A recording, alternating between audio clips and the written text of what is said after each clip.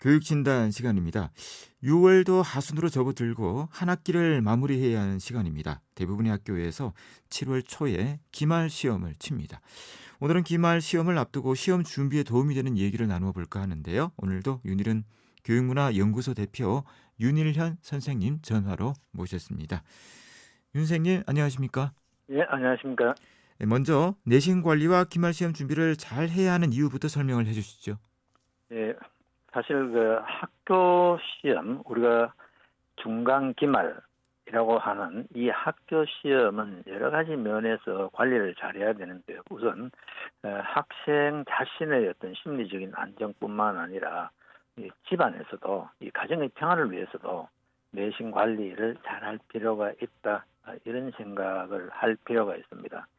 재학생은 또 중간 기말이라는 이 시험을 통해서 그 수업 시간에 배운 내용을 체계적으로 정리하는 시간이기도 합니다. 뭐 등급과 섭차 이런 순위를 매기는 시험이기도 하지만 실제로는 배운 내용을 정리하는 것이다. 그리고 또 고3의 경우도 3학년 기말 시험은 수시에서 3학년 1학기까지가 반영이 되기 때문에 마지막 시험이기 때문에 관리를 잘할 필요가 있습니다. 그래서 이 기말 시험은 심리적 안정과 자신감을 얻을 수 있는 어떤 계기를 만들어주고 또 기말 시험을 잘 치면 방학 기간에 집중해서 몰입할 수 있는 어떤 그 연결고리가 된다. 이 기말 시험 자체가. 이런 측면에도 생각해 볼 필요가 있습니다. 그래서 일부 학생 중에서 뭐 중간을 망쳤기 때문에 기말 해봐도 크게 나아질 게 없다. 이런 생각을 하는 학생이 있지만 그 기간에 다른 공부를 해도 별로 생산성이 없다는 걸 생각하고 잠시 하던 자기 공부를 좀 보류하고 기말 시험 준비에 최선을 다해야 합니다. 또 많은 학생들이 제가 앞서 말씀드린 대로 중간 시험을 망쳤기 때문에 기말 시험으로는 만회가 불가능하다고 생각을 하는데 이 시험을 쳐보고 몇 학기를 경험해본 학생은 합니다. 예를 들면 중간고사 때 반에서 10등한 학생이 기말 시험에도 반에서 10등을 했다면은 합산은 10등, 10등 했기 때문에 1학기 전체 성적이 10등인 것은 아닙니다. 중간 시험에 10등 안에 든 학생 중에는 기말 시험에 10등 밖으로 훨씬 밖으로 나가는 학생도 있기 때문에 실제로 중간 10등, 기말 10등 따로따로 10등이라도 합치면은 6, 7등이 될 수도 있기 때문에 그것조차도 생각하지 말고 최선을 다하면은 좀 더 좋은 결과가 나올 수 있다. 이런 생각으로 기말 준비를 하면 좋겠습니다. 네. 기말 시험 준비를 어떻게 하면 좀 더 나은 결과를 얻을 수 있을지에 대한 말씀을 부탁드립니다. 예. 학교에서 중간 기말은 학교마다 이 출제 경향이나 특징이 있습니다. 그러나 대전제는 수업 시간의 내용이기 때문에 교과서가 가장 큰 기둥이라고 볼 수 있습니다. 교과서는 내신 관리를 잘 하기 위한 출발점입니다. 학교 시험은 수업 시간에 배운 내용에서 출제됩니다. 그러므로 교과서와 노트를 등한시하고는 좋은 성적을 받을 수가 없습니다. 먼저 교과서를 여러 차례 반복해서 읽은 다음 교과 담당 선생님께서 평소 강조한 중점사항을 철저하게 이해한 후에 문제풀이를 해야 합니다. 같은 과목이라도 우리가 학급수가 많은 경우에는 이 같은 과목이라도 반에 따라 가르치는 선생님에 따라서 또 차이가 있을 수 있기 때문에 여력이 있으면은 옆반 친구의 노트를 한번 빌려보는 것도 도움이 될 수 있습니다. 그래서 일반적으로 내신 관리가 잘 안 되는 학생의 특징은 교실에서 진행한 교과서 수업이나 혹은 기록물들 이런 것들을 소홀히 하는 경우가 많다는 것을 생각해 볼 필요가 있습니다. 그리고 우리가 끊임없이 그것도 확인하고 반복하고 되풀이합니다만은 반드시 시험 준비도 이해에 중점을 둬야 됩니다. 전체 흐름을 먼저 이해하고 세부적으로 암기해야 합니다.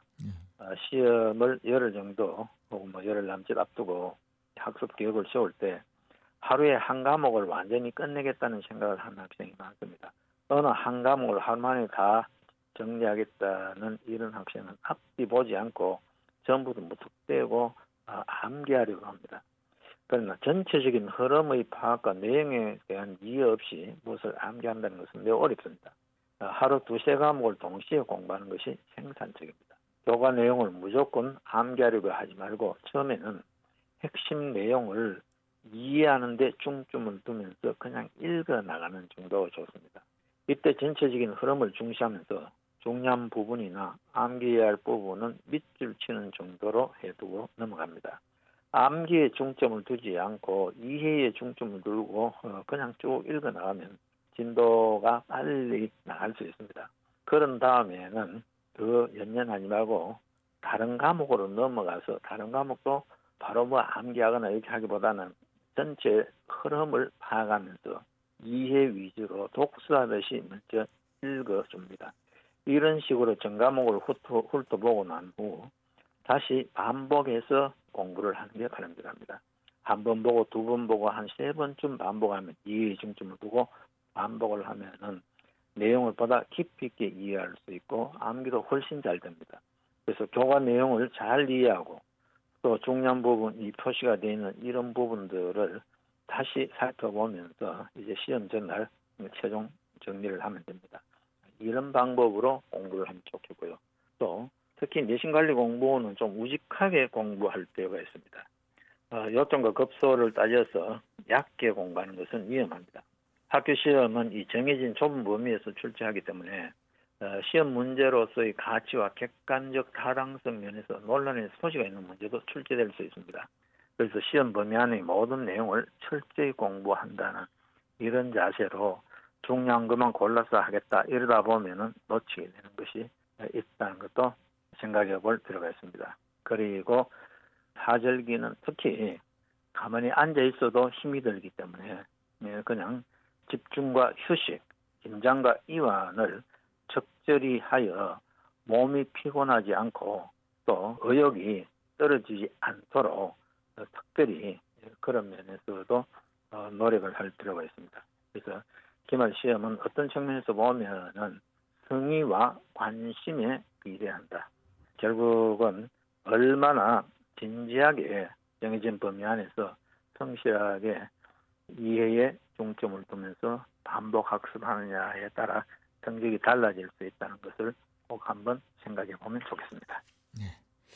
최근에 올해 수능 난이도가 수험생과 학부모의 초미의 관심사가 되고 있습니다. 최근에 논란 어떻게 보시는지 또 지금 수험생들 어떤 자세로 공부를 하면 좋을지에 대한 조언을 부탁드립니다. 예, 특히 지금 최근 대통령실에서 교과 과정을 벗어나지 않는 그리고 사교육을 받지 않아도 해결할 수 있는 문제를 출제하라. 대통령실의 어떤 그 말이나 그것을 해석해서 전달한 교육부 방침 모두 원론적이고 원칙적인 면에서는 다 맞습니다. 네. 교과 과정 안에서 출제돼야 되고 또 너무 비틀어서 그렇게 하다 보면은 사교육에 의존하지 않을 수 없다. 다 맞는 말인데 다만 그 시기가 지금 수능을 한 150여일 앞두고 나온 데 대해서 결국은 오해나 혹은 억측들이 나올 수 있는데요. 사실 이 논란이 지금도 계속되고 있지 않습니까? 지금도 계속되고 있는데 학부모님이 가장 많이 질문하는 게 결론적으로는 올해 시험이 지난해 수능보다 쉽겠습니까? 어렵겠습니까? 그런데 대통령실이나 교육부 당국도 교과 과정 안에서 출제하는 원칙을 지키라고 했지 그렇다고 변별력 떨어지는 시험을 내라는 것은 아니다라고 거듭 강조를 하고 있지 않습니까? 그럼에도 불구하고 전체적인 분위기를 볼 때는 지난해보다 어렵게 출제하기는 좀 어렵겠죠. 실제로는. 변별력을 유지해야 하겠지만 우리가 흔히 이야기하는 이 킬러 문항이라는 거 있지 않습니까? 어려운 거. 이런 부분은 그렇게 어렵게 출제하지 못할 것이다. 그러면은 쉬운 수능이 좋으냐, 어려운 수능이 좋으냐. 실제로 문제가 쉬운 해에는 고득점 재수생이 많이 늘어납니다. 그런 점을 감안하면은 적절한 변별력을 유지하는 게 좋다. 다만 지금 재학생은 어떻게 대처해야 되는가? 어렵고 쉽고에 신경 쓸 필요 없이 기본에 충실하면 기본에 충실하고 실력을 갖추면은 어떤 제도에서도 손해를 보지 않는다. 이런 자세가 필요해요. 쉬워질 것인가 어려워질 것인가 어떤 그 정보 찾고 경향을 쫓아다닌다는 것은 극히 비생산적이고 바람직하지도 않습니다. 그래서 수험생의 입장에서는 그냥 나는 특히 이 하절기에 기말시험을 치고 7, 8월에는 교과서적 기본 개념과 원리를 확실히 이해하고 어떤 문제가 나오더라도 나는 자신 있다. 자신 있게 대처할 수 있다. 이런 각오로 준비하는 게 가장 심리적으로도 안정이 되고 실제 결과도 좋을 것입니다. 말씀 여기까지 듣겠습니다. 고맙습니다. 윤일현 교육문화연구소 대표 윤일현 선생님이었습니다.